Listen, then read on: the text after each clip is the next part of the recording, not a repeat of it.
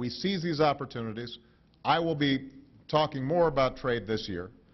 It's going to have to be trade that combines opening their markets with an enforcement mechanism as well as just opening up our markets. I think that's something that all of us would agree on.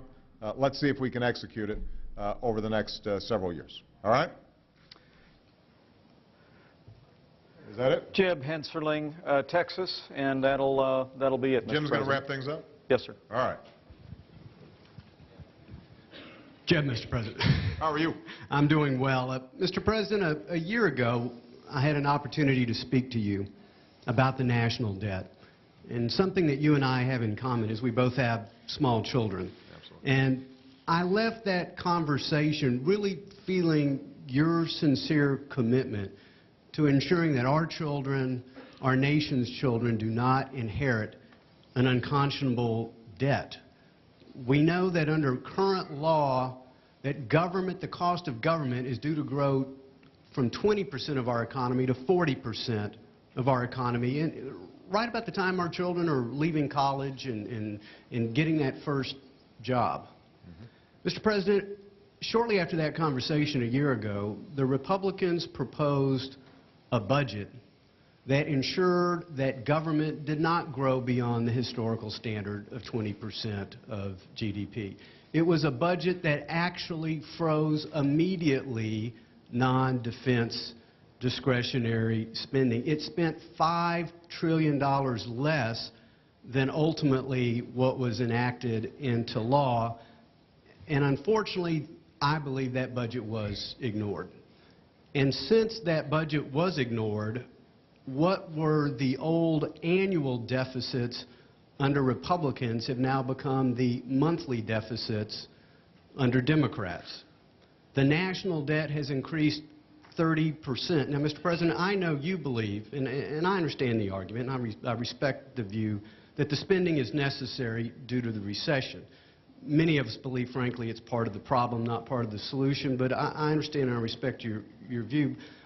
But this is what I don't understand, Mr. President. After that discussion, your administration proposed a budget that would triple the national debt over the next 10 years. Surely you don't believe 10 years from now we will still be mired in this recession. It proposed new entitlement spending and moved the cost of government to almost 24.5% of the economy. Now, very soon, Mr. President, you're due to submit a new budget. And my question Jim, I know there's a question in there somewhere, because you're making a whole bunch of assertions, half of which I disagree with, and I'm having to sit here listening to them. At some point, I know you're going to let me answer. That's the question. You are soon to submit a new budget, Mr. President.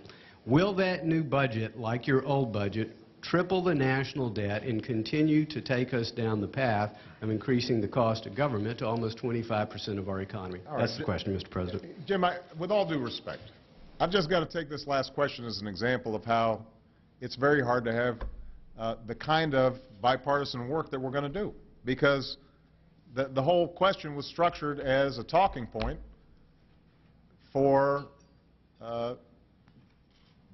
running a campaign. Now, look, let's talk about the budget once again, because I'll go through it with you line by line.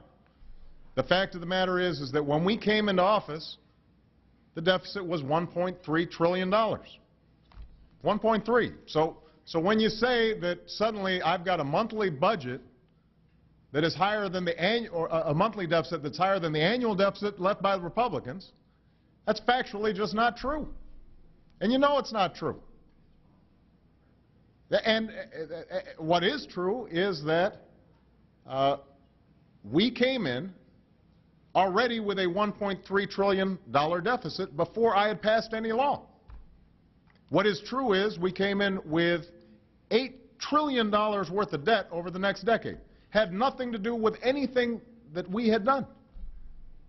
It had to do with the fact that in 2000, when there was a budget surplus of $200 billion, you had a Republican administration and a Republican Congress, and we had 2 tax cuts that weren't paid for. You had a prescription drug plan The biggest entitlement plan, by the way, in several decades that was passed without it being paid for. You had 2 wars that were done through supplementals.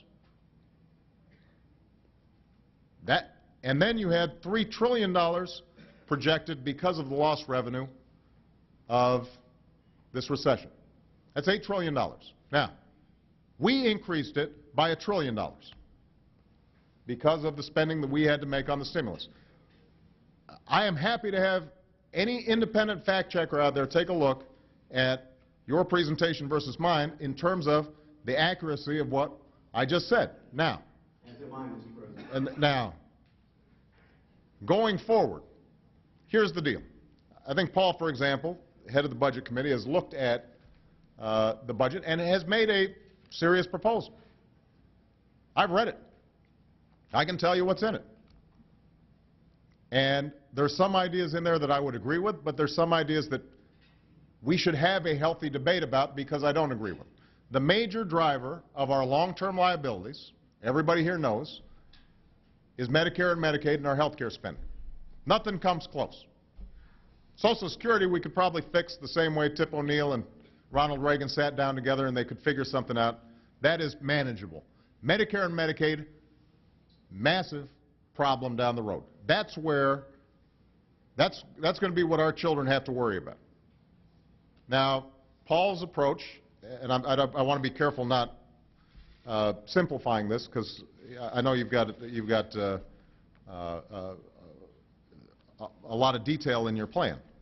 But if I understand it correctly, would say we're going to provide vouchers of some sort for current Medicare recipients at the current level. No? 55. Well, no, I understand. I mean, there's a grandfathering in, but just for future beneficiaries, right? That's why I said I didn't want to. I want to make sure that I'm not being unfair to your proposal, but I just want to point out that I've read it, and the basic idea would be that at some point we hold Medicare cost per recipient constant as a way of making sure that that doesn't go way out of whack. And I'm sure there's some details that we grow it at a blend of inflation and health inflation. Right. The point of our plan is, because Medicare, as you know, is a $38 trillion unfunded liability. Right. It has to be reformed for younger generations because it won't exist because it's going bankrupt. And the premise of our idea is, look, why not give people the same kind of health care plan we here have in Congress?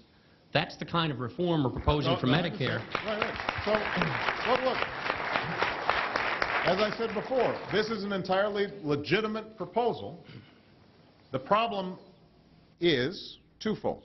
One is that depending on how it's structured, if recipients are suddenly getting a plan that has their reimbursement rates going like this, but health care costs are still going up like that, then over time, the way we're saving money is essentially by capping what they're getting relative to their costs. Now, I just want to point out, and this brings me to the second problem. When we made a very modest proposal as part of our package, our health care reform package, to eliminate the subsidies going to insurance companies for Medicare Advantage, we were attacked across the board by many on your aisle for slashing Medicare. You remember? We're going to start cutting benefits for seniors. That was the story that was perpetrated out there, scared the dickens out of a lot of seniors. No, but here's my point. If the main question is going to be what do we do about Medicare costs, any proposal that Paul makes will be painted factually from the perspective of those who disagree with it as cutting benefits over the long term. Paul, I don't think you disagree with that. That there is a political vulnerability